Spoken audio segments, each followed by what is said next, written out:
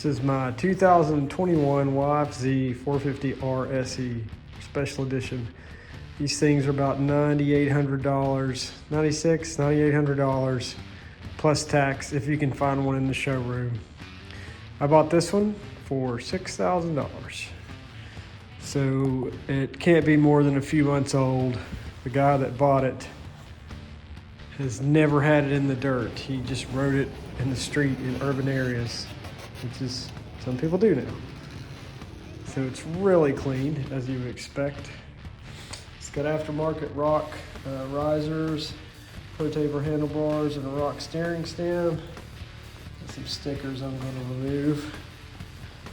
No scratches there. I'll fix some spray paint, and we can look at the A-arms and the shocks. This thing still just pretty much looks brand new. Front tires look really good. You can see the motor, super clean. Factory skid plate. These new YFZs have these little pieces that just pop the plastic right off. The idea is to hurry up and fix it, you know, if you're at the track. So you don't even have to worry about those bolts or those crazy plastic rivets. You can see some skid marks. I'll flip back to how they did look. I've already taken a Mr. Clean sponge to them. There's significant improvement. There is some scuffing through here. If you really zoom in, there we go, you can see it. Probably touch it up with a little spray paint. Here's the biggest sign that it's been ridden at all. I believe the back tires are completely bald from riding on the highway so much. And there's quite a bit of scuffing on the sides of the rims. I'll fix with spray paint, but that's interesting. I don't know if that's from trying to ride it on two wheels a lot. Kind of rubbing. A little bit on the back there. You can tell a lot of wheelie action. This is scuffed, and I'll show you the wheelie bar in a second. It's got some good half inch of removed metal. Back axles look really good. Look at those brakes. I don't have anything that looks this clean. After riding it on the trail, I mean, just a little bit of dirt, and that's going to come right off. So you can see where the muffler rubbed a little bit on the back. Might hit that with some silver paint. I'd like to get an HMF on it at some point soon. A little bit more scuffing on this side for sure. You don't really see it, but still, it looks better than when I got it. Seat looks great. Little mark back here, probably from standing, doing wheelies, putting your foot right there. See if I can mend that. Got some nice ODI looking grips. So just super clean. See how the front wheels are scuffed here. Yeah, I'd say probably some, it's weird, yeah, it's scuffed on the corners. So maybe just a lot of moving feet around, trying to do weird relaxation poses. Even though it's the front reflectors on it still, I don't think I've ever even seen one with those. I really like this this take on the black and yellow Yamaha. So it looks really good. And here's the assembly with the wheelie bar with the hand grab and the LED rear light.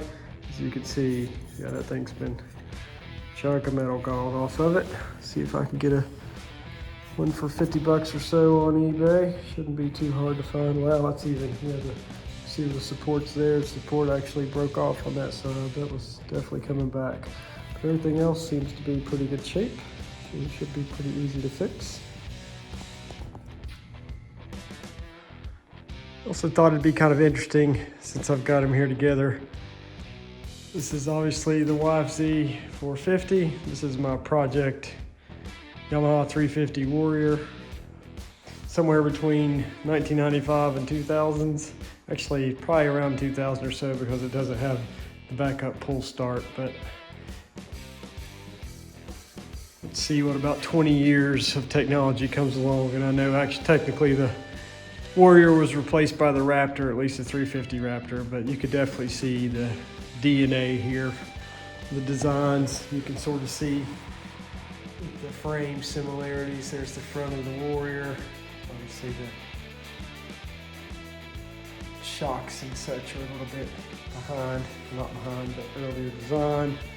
but you can really see that there's the DNA. Definitely beefed up these days. Wheelbases are very similar, almost the same, even though this is motocross. Obviously the YFZ is way wider. You can even see handlebar setup and rake are very similar. Even just the ergonomics, if you look at like the height of the handlebars compared to the foot pegs on each one, very similar.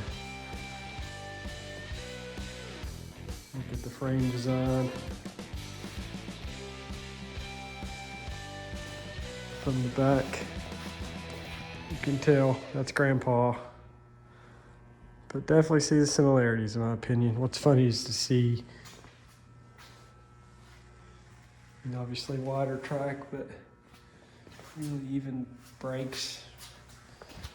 This thing's got a massive brake rotor on it, a little bit smaller pads, but definitely I feel like you can tell that they're related.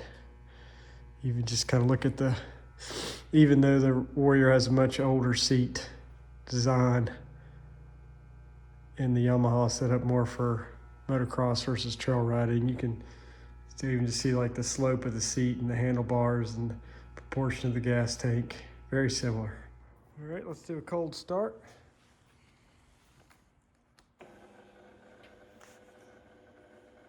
Here's a very strong sounding fuel pump.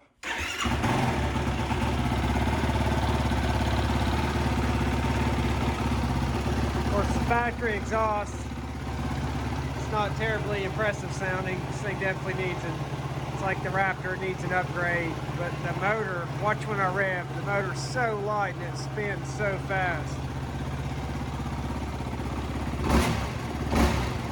And I mean, that throttle is nothing. I've never,